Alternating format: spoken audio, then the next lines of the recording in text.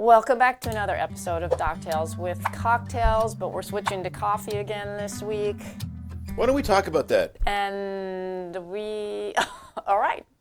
You're going to divert? Let's divert. Yeah, I'm diverting. Welcome to the show. We're diverting. We're drinking, what we have been drinking is Stumptown Coffee from Portland, Oregon. And you can say, like they said. This is a 5-pound bag of this stuff. Like they said in the Bible, can anything good come from Nazareth? You might be thinking, can anything good come from Portland? Yes, because communists and hippies are amazingly good at making coffee and IPA, those two things. And the aroma of this coffee is amazing. All you smell is the perfectly roasted beans, not the aroma of what you would smell in Portland, which would be burning bum camps. But yes, good things can come from Portland. Stumptown Coffee is one of them. They're not a sponsor, but, if they want to send us some coffee, yes. I wouldn't complain. Well, and we'll take money from damn near anybody, even hippie communists. We have had other coffee companies sponsor us in the past. And I did. I made the communist, because they're from Bend, Oregon, and then they wrote us right back and they go, no, we're actually like firemen and we're very conservative and blah blah blah. Yeah, their stuff's great Their too. coffee was great. Was that Farewell? Our friends are still drinking it. Farewell Coffee out of Bend, Oregon. So check them out as well. Yes, and we're Shout drinking out to this. them. So I don't know. Is it funnier when we're caffeinated or funnier when we're liquored? I think We should have the audience vote. you talk faster when you're caffeinated, but the funny, I don't know. I don't know. I mean, again, is it a perception or a reality? It's the whole thing, right? Well, no. I'm funnier when I've had a couple drinks. No. You just think you're funnier. You're just a slushy piece of crap. There's that, right? So I should I'm more creative when I'm on weed. No, you're just high, and you think you're more creative. Well, should I tell this? You weren't there, but maybe you won't even think it's a funny story. If I should share it about when I was at trivia the week that you were working, and I had not been drinking because of my health issues, and pretty much was staying. I hate the word sober because it's not like I get drunk, but I had not been consuming any alcohol for like months and months and months. And went to trivia and decided to have a cocktail, and what unleashed turned the whole bar into like a raving pile of laughter so I'm drinking this chocolate espresso. It's a martini, but I have my vodka on the rocks from Loaded Cannon. Chocolate espresso, so good from there. You got to check it out. Anyway, very good. I'm sitting with my two friends at the table, and the trivia is going on, and I'm struggling with a lot of the questions, and I keep thinking, darn, I wish Tim was here for this, or I should know it because Tim talks about this topic like NASCAR or whatever all the time, and he'll be mad. There's all this rock. And I was getting a few, but I was like being disappointed in myself, not being able to answer the questions, and probably the chocolate martini didn't, or chocolate vodka didn't help. Anyway, a question comes up, and it was, what is the name of the book from Asia that features multiple sexual positions? And it was just the mood I was in, and I was a half drink deep, and I knew the answer right away, and I got all excited, and I stand up like this in the bar and shout, I know the answer, not really thinking it's about sexual positions. And the place erupts in laughter, and my friends are laughing, and I'm like, oh yeah, I guess that's kind of embarrassing to think, but anyway. The story keeps getting told, and it was pretty fun. Yes, so we got the answer right. And I can't think if we won that week, but anyway. And I just said, you're welcome. Yeah. And I'm trying to think, anyway, it was pretty silly, pretty fun. Yes. Okay, so I was funnier with the drink in. Today, however... Or did you just think you were? That's what I'm saying. Today's topics, serious stuff, really. Not a lot of funny news stories. Mostly, well, yes, but Tim's going to pick on his favorite people, the legal system and judges gone wild. And then I found a topic that's kind of dear to my heart, which is all about relationships and marriage, and we're going to go into that. So why don't you take it away? So in the Judges Gone Wild section, the first story is quite interesting, which is in Washington State, there is a traditional Korean spa, and it's owned by these Christian people, and it is a woman's only spa, which, the law allows that. It's a woman's only spa, and it's traditional Korean, so you're just naked in the spa with a bunch of other women. and I think the youngest age is like 13. And this guy said, well, I'm a trans woman, and went to the spa naked, and they kicked him out and freaked out, and he sued them. Of course. Because he says he's a woman, but he hasn't had any trans surgery. So he's a woman with a penis. That's not a woman. There's a name for that. It's called a man. So then they sue in the state of Washington, and the state of Washington upholds the suit and says, yes, you, O Christian Koreans that are naked, must let said naked man into your establishment. And they're like, what? So, where the story gets really crazy. I think the judge needs a psychiatric exam. Well, yes. So one of the dissenting judges wrote this dissent, and it is brilliant. Judge Van Dyke, my new hero. I thought you were going to comment on the name of Judge. I would never call Judge Van Dyke Judge Van Lesbian, ever. I am not that kind of man. You're welcome. This is a case about swinging dicks. The Christian owners of Olympus Spa, a traditional Korean woman-only nude spa, understandably don't want them in their spa. Their female employees and female clients don't want them in their spa either, etc., etc. He goes on. So he says swinging dicks, which I think is brilliant. And he did it intentionally. And he did it intentionally to be provocative and to be vulgar. So then one of the judges that upheld this decision of allowing said swinging appendages into said spa writes back, the American legal system has long been regarded as a place to resolve disputes in a dignified and civil manner, or as Justice O'Connor put it, to disagree without being disagreeable. It is not a place for vulgar barroom talk. Oh, his feelings were hurt. Okay, it's not a place for vulgar barroom talk, but a nude spa is a place where you can invade it with your man member. And so Judge Van Dyke writes back again, and he says, in response to my colleagues' discomfort for how I've written the dissent, my distressed colleagues appear to have the fastidious sensibilities of a Victorian nun when it comes to mere unpleasant words.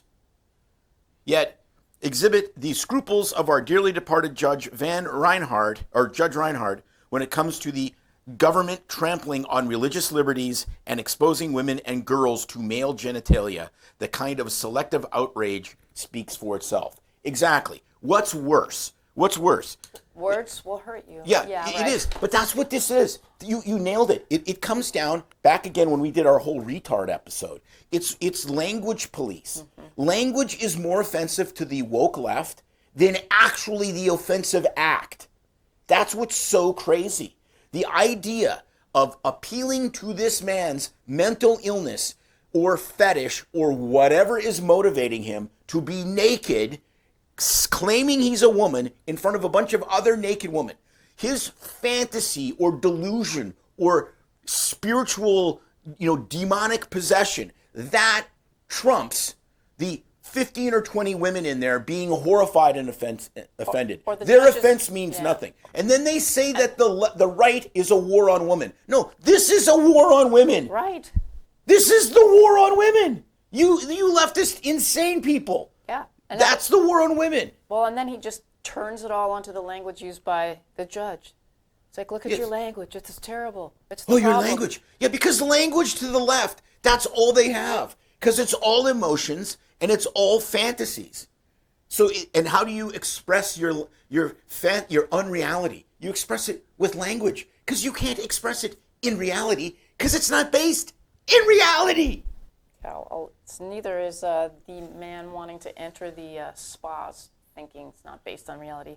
But it is a war on women. I mean, if you're upholding it and thinking that it's okay for a guy who's a guy, looking like a guy to go into a woman, like what is the sane logic behind that? Well, how do you become a judge with that kind of thinking?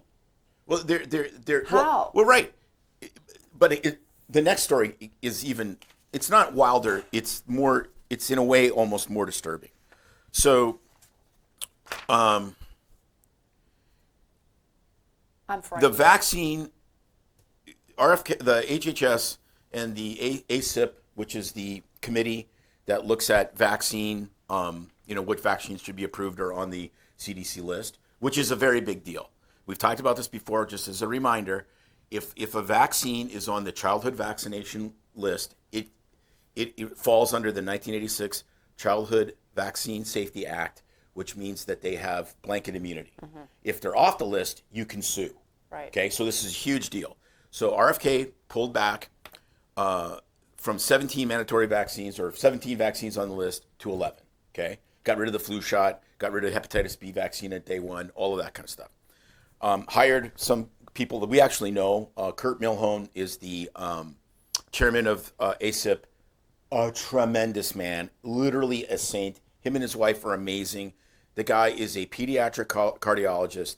His wife is a pediatric anesthesiologist. He's an ordained minister. He has a African mission that he runs. Like, these are the greatest. Like, he's brilliant, kind. I mean, he's kind of everything I'm not. And so this judge, Judge Murphy in Massachusetts, said, well, you can't do that. These guys aren't experts because they didn't develop vaccines. What? Robert Malone is not an expert? He used a quote in tearing down the ability for them to change the vaccine schedule from the New York Times about how Robert Malone is a misinformation person. I'm like, he went after, these guys are so unbelievably well credentialed. One of the guys, he said, well, he's not a doctor. No. He's an MIT statistician that can read through all of the BS in the studies and actually understand it way better than any doctor. And so they have that guy on. Right. They have Kurt on, who's a subspecialized pediatrician as the chairman. They have Malone on, who's an MD and a pure scientist. They have all of these guys, and he's like, nope, not qualified, not qualified, not qualified. So is the judge that much of an idiot, or is he bought out by pharma? Oh no, he's just completely sold out to the left. If Trump does it, whatever. So then, it's just so nuts. So you have these contrasts. When Ketanji Brown Jackson was getting appointed by Biden onto the Supreme Court, somebody asked her, what's the definition of a woman? And her answer was, she wouldn't give an answer. Like, the answer is really simple. It's an adult female human, right? That's a woman. She doesn't say that. She goes, I'm not a biologist. In other words, I can't tell you what a woman is because I'm not credentialed in that. Well, this guy's a lawyer, and he's tearing down these guys that are MDs and PhDs and MD PhDs that know 19 gazillion million times more about medicine than he does, and he can determine who an expert is, because basically an expert is somebody that has totally conflicted interests in the vaccine industry. That makes you a vaccine expert. No, it's whoever I say it is. But that's exactly it. That's exactly it. And again, it's not about democracy. As soon as you hear the word democracy, saving democracy, it means saving what I want. Yes. That I can shove down your throat, not actually saving democracy. So anyway, so they overrode this. This guy's had his last three big decisions all overturned because he's a total left woke hack. Why do you need a judge to rule on that? Is my question. No, you don't. But again, I think there's a civil. I think big. How would a judge to rule on like the FDA? Well, no, because somebody sued, right? So that's why a judge gets it. They sued because they changed it. Yeah. So the American Academy of Pediatrics brought suit and said, we don't agree with the CDC. Well, all you have to do is say, pick your poison as far as experts. You can pick the CDC, or you can pick the American Academy of Pediatrics. You can still vaccinate your kid for hepatitis B at day one. We're not saying you can't do that. We're recommending against it. Not. But that's not the problem. It's money. Yeah. And where it's money, it's the lawsuits. They know they're going to get the absolute living hell suit out of themselves when somebody goes to their pediatrician that says, I believe in the American Academy of Pediatrics vaccine schedule, and their kid becomes profoundly autistic, after a hepatitis B vaccine or whatever. One of those cases is going to happen. There's going to be some vaccine damage, regardless of, whatever the actual specifics are, because it was taken off of the vaccine schedule. And then they're going to sue the doctor, the pharma company, and the American Academy of Pediatrics. That's why they're going after this, because they want the immunity. When that immunity is gone, and that's what I would do. Right. If I was a lawyer, I would sue everyone up the chain. I would say, I would go to the doctor and sue the doctor. Well, what's the doctor going to say? Well, I believe in the American Academy of Pediatrics. Just following what I was told. So then you're like, okay, well, I'm not going after the doctor. They got like maybe $1 million or $2 million in liability, in medical liability insurance. So like, forget that. Well, where are we going to go? What's the next deepest pocket? You're going to go after the American Academy of Pediatrics, and then you're going to go after the pharma company because they have like more money than most deities, right? So that's what this is about. So this guy knows he's going to get it overturned. He is a speed bump. He's trying to throw sand into the gears of this system. And that's what's nauseating. But there is a silver lining. And this is the silver lining. Big picture. We have activist judges, and I can't stand it. But we have judges. That's the thing. Do you think in communist China or in Russia, they would give two shits about what some judge said about vaccines?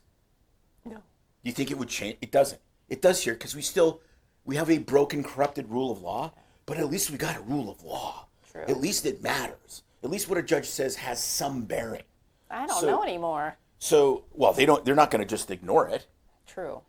And what happens is the ASIP meeting is public. Like I think you can listen to them in real time. So it has to be posted a month or whatever in advance. So they sent this. I think they sent this out just before the next meeting. So then they have to get it overturned, reconstitute the committee, and then wait another month. That's the game that's being played. So it's a game because he's going to get overturned. There's no question about it. So that's Judges Gone Wild. Now, wow. Moving on. This I think is exceedingly positive. Exceedingly positive. It's about how to have a good marriage. May found this little 30 seconds on Instagram. That's good. And I think, well, simply the book that May was cheering about, that's where I would start. I'm like, I totally drew a blank. I'm like, the book that I was thinking of something else. Of course, that would be the place you would start because you're a man, and that's Sutra. That is part of your. Nothing says sexy time like Congress of the Cow. His needs, her needs book. Congress of the Kama Sutra is his needs, his needs. That's not the his needs, her needs book. That's the right. his needs book. Yes, because everyone wants little Congress of the Cow, right? The names of all that, the now positions. That we got all these women on HRT. Monkey with fist of death or whatever. Oh my God. You just block my brain. My brain doesn't think very well as it is. If you say that, everything. No, it is like it's the names that are. That's what we're going to do. Oh, we're going to get a Kama Sutra, and we're not going to describe anything. We're just going to read the names, right? We're not going to show the pictures. We're not going to describe anything. We're going to keep it at least PG-13. We're just going to read the names. PG. It's going to have like a writing now across our show, a ticker tape, like they do on Bridgerton. Smoking, foul. Well, that's language. what I like. Okay, yeah, like the warnings on the streaming services are just delicious now. It's always smoking. It's always smoking, right? It's like drinking, like the bad drinking, smoking, gratuitous sex scenes, and violence. And I'm like, I know. One of these things is not like the others. It's like smoking is somehow so offensive now that it needs its own warning sign. It's just ridiculous. Okay, so what were we talking about again? Oh, how to have a great marriage. So let's roll that clip and then we shall dissect. Every marriage, you do 4 things. Number 1, you have more fun together as opposed to rehearsing grievance. More fun, less grievance. Mm-hmm. Therapy is like grievance. And to have more fun together. Second is pray together. If you get married, the goal is to fuse your right hemispheres. The best way to do that is by meditating together, is by praying together, is by doing right hemisphere activity together. The third protocol is to make eye contact whenever you talk. Mm-hmm. Never be talking without making eye contact. Way more important for your wife than it is for you. Mm-hmm. Way more important because she gets 3 times as much oxytocin, which means she's better at bonding, but it also means that she's better at starving when she's not getting enough oxytocin. And last but not least is remember ABT, always be touching, always be touching, always be touching. More important for men than for women, as a matter of fact. That's why when you're with your beloved and she hooks her arm into your arm while you're walking down the street, you're like, I'm big and strong. Why? Okay. I love that. It made me think when he said, when she hooks her arm into yours, it's like what they used to. We were watching Bridgerton, of course, talk about scenes with nudity, etc. But they all used to walk like that in the old days, even with their women friends, arm in arm, touching together, getting their oxytocin in. Yeah, well, they also had like people dressed them because their attire was so Come complicated. So like on. things Maybe change. there's something behind. I don't know. Anyway, let's start with number one.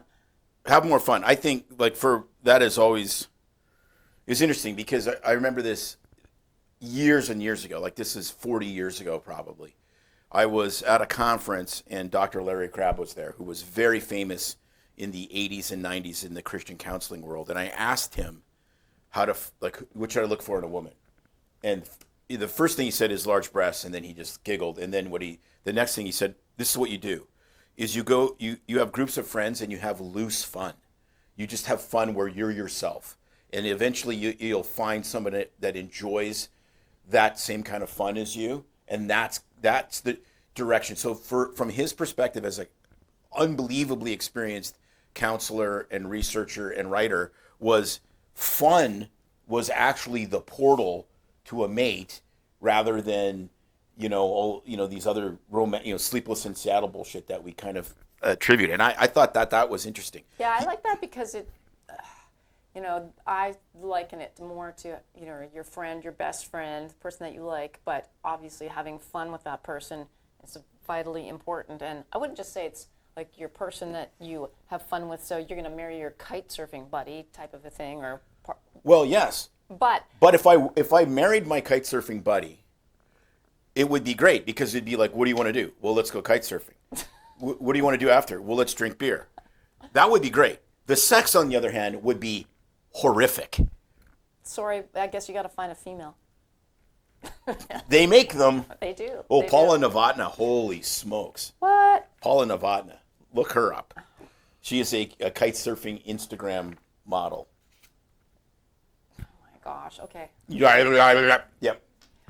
Well, here I am co-hosting the show with you. So, since I'm the only one filling this seat, No, I'm not. taking the jokes. Look, I'm not an idiot. It is what you she's got. smoking. Like she's like 25 years old and smoking hot. Like you're not gonna notice that. Like give me a break. I'm not. I am the most faithful person in the world. I'll have to check it out and see who I'm compared to. But fun. Well, you brought it up. Did you? If you want to bring it up. Taking a grave for him. Did you see what he said though about? It was really quick. Therapy. I love that. When he said part. you go to therapy and it's grievance, stirring the pot. It's true because it's like people go to therapy and they just dump out all this diarrhea of literal shit that they hate or that's bugging them, and you do this or well, this is what I'm not liking, and it's like, let me hear you say you really don't like when you leave your underwear on the floor. Well, how do you deal?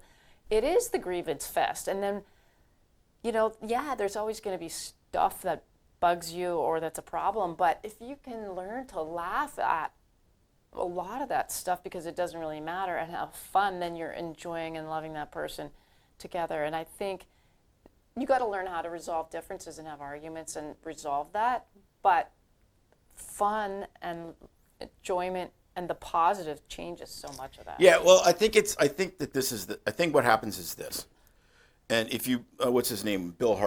William Hartley, or whoever, Harley, that wrote the His Needs, Her Needs book, which I think is the greatest marriage book in the world, because he breaks it down really simply. He goes, people don't, he counseled tons and tons of couples that had affairs, and it came down to basically one thing: if your needs are not met, that's where you look someplace else. And I think what happens in this grievance culture in marriage and marriage counseling is if you're not getting your needs met, then you're going to find more fault in your partner because they're not making you feel good, or they're not respecting you, or whatever your need is. They're not fulfilling you sexually. Like it's the what are the needs, like sexual contact, non-sexual contact, respect, playmate. Someone that has fun with you. Words of affirmation. Yes. There's all these things, right? So acts of service. So if you're not, first of all, acknowledging what your needs are, and then essentially negotiating with your partner on how to meet those needs, then what happens? Then you see all the fault, right? Right, but your partner can't meet all your needs. Of course not. But they need to meet the top one or two that they are supposed to meet. True, but I think fun. I mean, because we all know so many people that they're married. It's almost like roommates. Yeah, they might tick the top two boxes of needs, sex, like whatever, assisting at home. Pick your top two things. Yeah, domestic support. That was one of them. Yeah, and then after that, it's like, do they get all their fun and all their social needs elsewhere with the guy with the guys, the girl with the girls, and that's not healthy. So my advice would be, pick something that you can both do together, that you enjoy to do, and you might have to discover something. Kama Sutra. Oh gosh, here we go. No, it's not part of the needs. It's separate. Oh, tonight let's try stork drinking from tall glass. Maybe it's mutual. Whatever Stork it may be. drinking from You're just being so silly. I can't even think again. Shh. monkey fist with ball of fire. This is unraveling. I'm sorry. We're doing that one. Pangolin, pangolin and bat in Wuhan. Stop. I'm like, That's my new All right. favorite. I want pangolin and bat in Wuhan. I'm Are you pangolin or No, bat I'm today? sending you on a trip by yourself. Oh, pangolin and bat. You're just terrible. Yes. So, okay. Whether it's golf, going to Barnes & Noble, or favorite restaurant, or sharing a coffee in the morning, find that and really kind of make that work. All right, number 2. The pray together. I thought that was a total surprise, but I'm not surprised. It's a surprise that it was on Instagram. But Right. It's the merging your right hemispheres, doing right hemisphere activities together. I thought that was just art. I never really thought of praying together as a right hemispheric activity. Well, it's the meditative state, and I think, I think a lot of this is silent. What we have noticed, which has been incredibly powerful, is we'll get up and sit in the backyard and just kind of stare at the sun, and we'll both be reading or praying or meditating, and some together and some not. But we're just together in that environment. I think there's, he brought up the oxytocin thing. There's more to this than neurochemicals. I kind of bristle at the reductionist, materialist nonsense of everything's dopamine and oxytocin. No, but But there, I think that really so if you don't pray together, if you don't pray, please start. there's my advice. But the next thing would be, when you do it together, there's that vulnerability of it. And so for the first little while, if you're not used to praying out loud and with other people, what safer place than to do it with your spouse? But yet there's still that vulnerability of opening up your thoughts and your needs, and you need that for intimacy with your partner. It makes everything, of course, the sex and the relationship and being able to voice your own needs to that person. And so praying together, I think, is the start. And I think everybody, no matter how well your relationship is developed and how close you are, needs to do that more. We need to do that more. And we don't.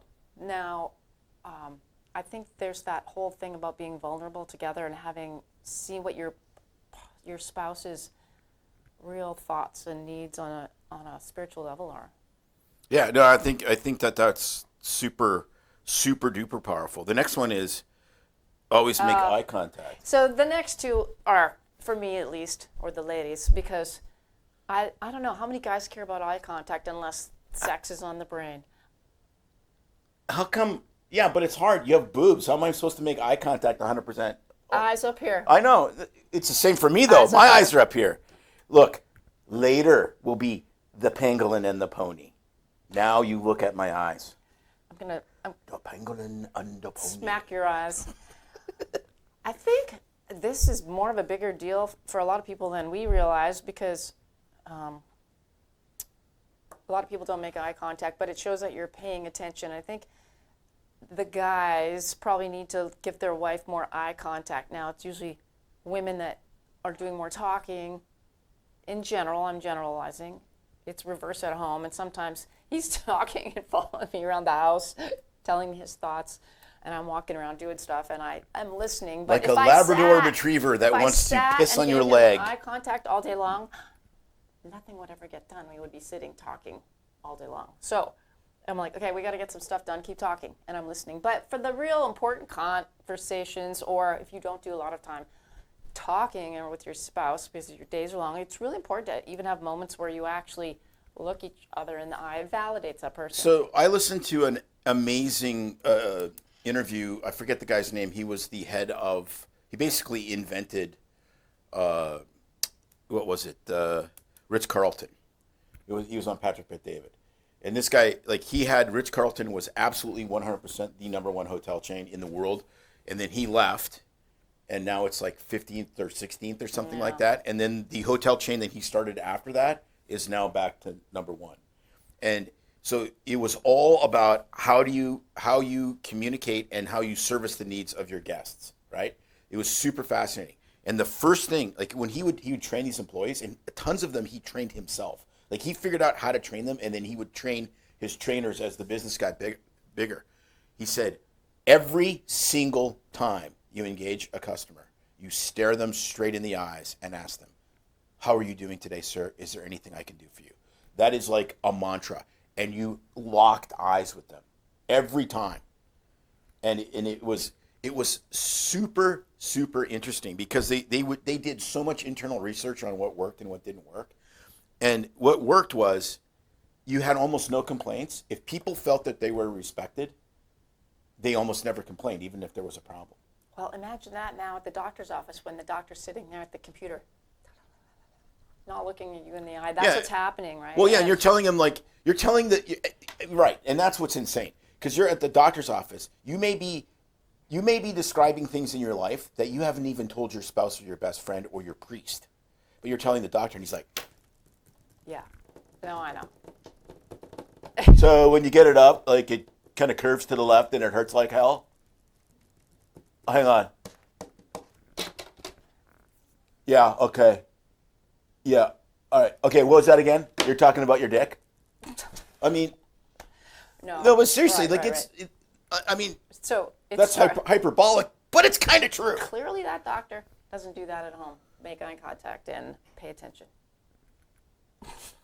Anyway. And then the last one is a very valid. So practice that, looking in someone's eyes without well, looking at their boobs. I try to practice that at work where they come in because the patient will have to be on the phone or whatever, and I just like try to lock into their eyes, and it's like, hey, what's going on? What can I do for you today? Patients are actually, I agree, they're just as bad. In fact, the younger generation, I'm sorry I'm ragging on you, they will literally just sit there on their phone doing whatever, not even looking up and talking. It's insane. Anyway. So the last one is always be irritating. I mean, touching. Man, stop. I like it.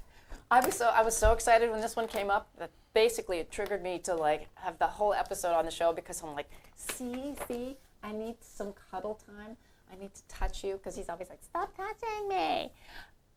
I don't know if you've been tortured as a child by your older siblings. I don't know. I'm gonna have to go to some psychologist that's gonna like uncover some repressed memories in a past life or something. Like I don't know. He is not the cuddly type. And then sometimes even in bed, well, the worst is if I do stick my cold feet against his legs, but it is because I like to be able to No, it's because you're a lizard and you're freezing cold and you need to crawl up to a warm rock. That's why. I like to touch. But the thing about the oxytocin is so true. I heard, because I like Mel Robbins, and she on her podcast, they were talking about the power of touch and connecting with your spouse and things like that, and how her and her husband now, whenever they pass by in the kitchen, make a point of, it can't be every single time, but give each other a hug. And it can just be a short amount of time, but it is 10 to 20 seconds. And so we started fooling around. And of course, Tim, I'm like, okay, let's try it. And he starts counting. And well, this is really making my oxytocin flow when the countdown's on. But it's true. You get to about, for me, 20 seconds, and I just feel more relaxed.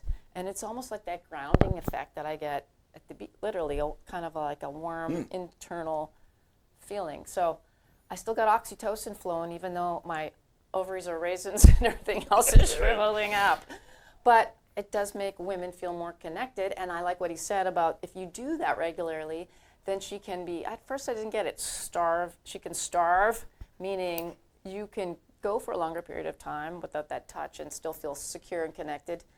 And then you need to fill up your oxytocin bank again with some more touching. So when I'm doing this, it's for your benefit for later. Oh, it is. Because then comes the stallion and the mare. I'm doing that. I'm tempted to do it now. Can you see that the fun never ends? How can I never not be laughing and releasing more it gets irritating. dopamine and all that type of stuff? It gets irritating after a while, I'm sure. It does. It totally. It's like. Because even my brain. I've added up. I'm like, what is it? Is on that Seinfeld episode? Like, I've added up to here. I'm done. Yeah. No more. Anyway, I like those tips. I mean, we've always done the faith, family, finances, fun. That's more global for your whole life, global though. For whole life, for but your whole, I really like this. Maybe we can write a little Substack about this. Speaking of Substacks, I do want to give a plug for our Substack that's out there. Lately, Tim's been writing a series. Well, we've both been writing them, heavily edited by yours truly, but on about healthcare. And this week's is called Exorcism. Talking about how to make the healthcare system better. And last week's was all about the unholy priesthood. That's what we're exercising. Yeah. So.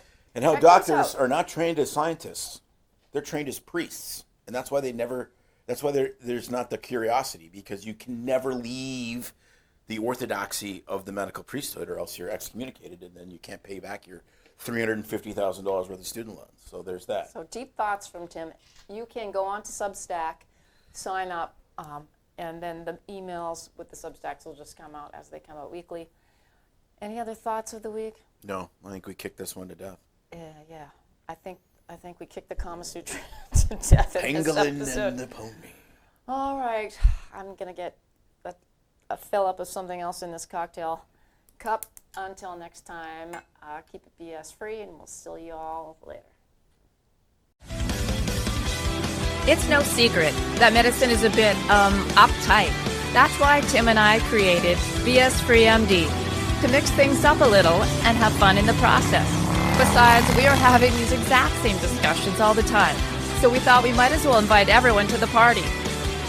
If you really like us, you can get plenty more, and maybe see one of Tim's cool tattoos on our Instagram or Facebook pages at BS Free MD. See you next time.